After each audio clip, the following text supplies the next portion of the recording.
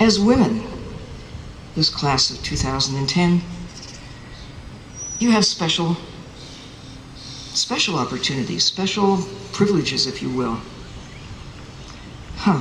When I started diving years ago, I didn't realize that I had an edge on my male companions who were also learning to dive, because we were all warned about sharks, man-eaters. I didn't qualify. And so I didn't worry. I still don't. I worry now about man-eating sharks. We get nibbled on, we humans, by a few sharks once in a while, every year. I mean, really a few, a dozen or so people get nipped. Every year, on the order of 100 million sharks get killed by us. So, what's the big worry here? Sharks should be worrying about us, and I worry about them. I hope you will too, and do everything you can at this point of knowing to take care of sharks. We should not kill a single one. We should do everything we can, not just to protect them, to protect the natural world upon which all of us are dependent for everything. I gave a talk at the World Bank a couple of years ago. I put that image of Earth from space, probably the most important photograph that's ever been taken, because it puts us in perspective. This is it. This is our home. But I pointed at it at the World Bank, and I said to this image of Earth from space, there it is, the World Bank. That's where all the assets are. What do you care about? The economy, your health, security, or life itself? Whatever it is, it anchors back to taking care of the natural world that gives us life.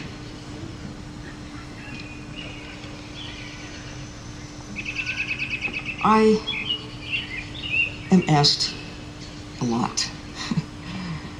Okay, I get it, the world is in trouble. What can I do? I'm just one puny little human being, and the problems are so huge. What can I possibly do that could make a difference? Well, I've come to do what I've done to myself. Hold up a mirror. Look at yourself. What do you care about? What are your talents? Are you an athlete? Use your body to convey a message. Whether you're an athlete or not, everybody should take care of what you were born with. Your body is a good place to start. Respect it. Take care of it. It's the only one you're ever going to get. Your mind, same thing. Your spirit, same thing. Your spirit can grow. Your mind can grow. And so can your body, actually, depending on what you do or don't do with it or to it. Do you have a voice to sing? Use that talent. Don't hide it. Enjoy it. Share it. Do you have a way with numbers? Oh, what a gift. Use that gift. Way with words? Like Lois Lowry? Use that gift. Share it. Love it. Embellish it. Make a difference with it. Are you ultimately, someday, or even certainly for many of the people here, a mom or a dad, sister, brother, aunt, or uncle, kid, grown-up, CEO of some corporation, you have some political office, whatever it is, teacher, use your power. And never for a moment think that you're not making a difference. Sometimes you don't know when you're making a difference. Sometimes it comes back to haunt you one way or the other, negatively or positively, years later. But realize that you can and you do make a difference, but use your power, what you do or what you don't do. Particularly now, right now, because we are on the edge of so much that is so critical.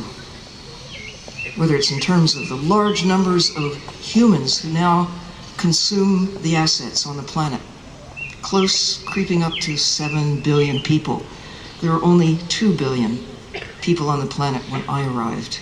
The planet doesn't get any bigger.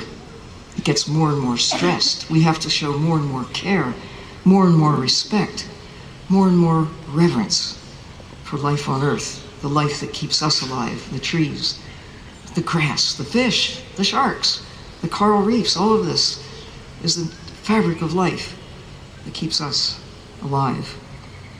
We are at such a point that we've lost 90% of the fish in the sea in my lifetime. Actually, not even that. The last few decades, we've seen sharks decline by 90%. Tunas, swordfish, many of the creatures that we so love to eat, creatures some that we didn't have on the menu anywhere 50 years ago or even 30, but now we're getting to places on the planet that we couldn't access before the present time. And we're diminishing the assets day by day, hour by hour. We have a chance, but it is anchored in knowing to reverse the troubling trends of losing half the coral reefs in my lifetime.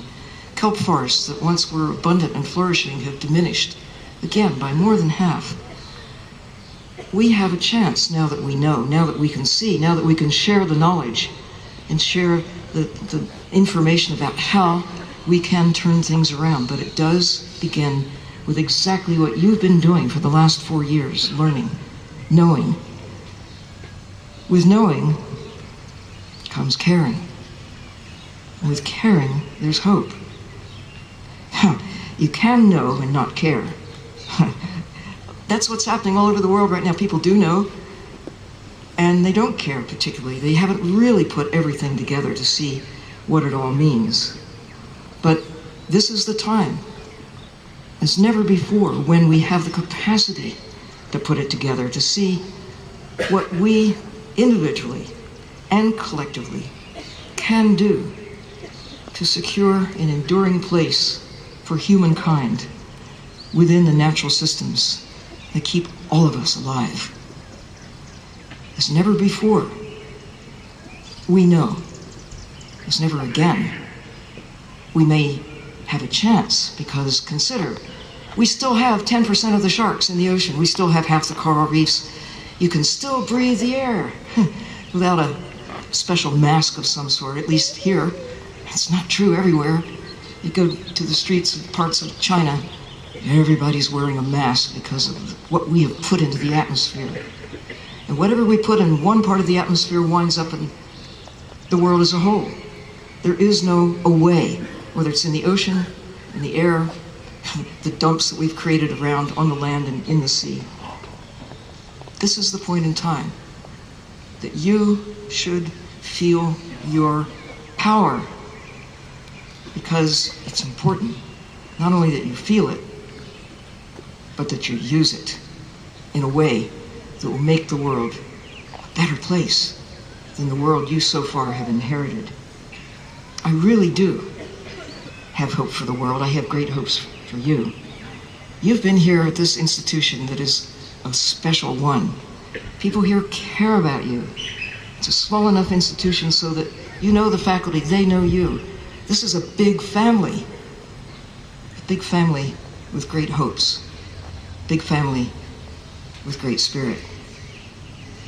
Never before, class of 2010, or family out there surrounding you, has there been a better time to be alive.